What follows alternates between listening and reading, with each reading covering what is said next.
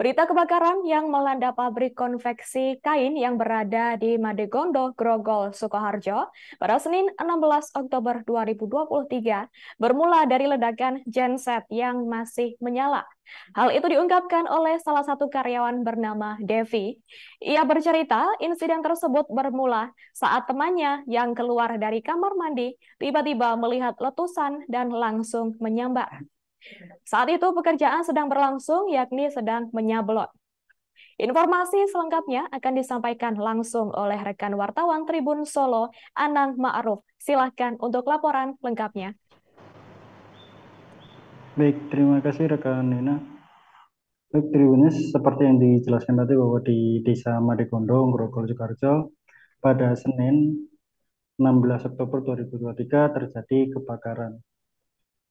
Objek yang terbakar yakni pabrik konveksi kain di mana pada waktu itu genset yang sedang menyala dan aktivitas di pabrik juga sedang menyablon membuat genset itu terpanas dan meledak.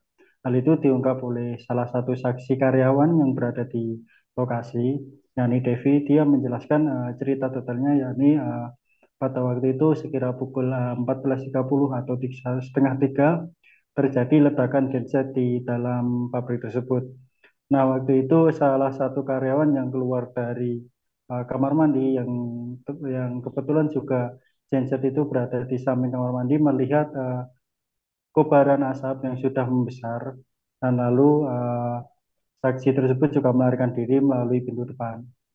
Lalu ketika saat itu meledak, api juga sempat merambat ke kain-kain yang berada di pabrik tersebut hingga eh, membesar.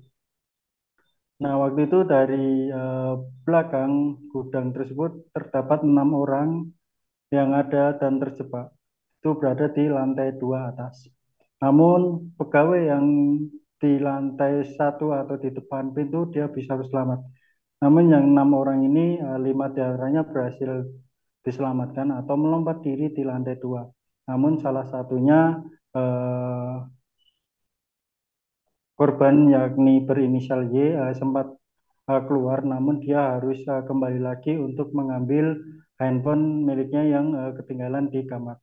Namun setelah kembali ke kamar, dia tidak bisa kembali lagi untuk menyelamatkan diri karena api sudah semakin besar dan asap semakin hitam.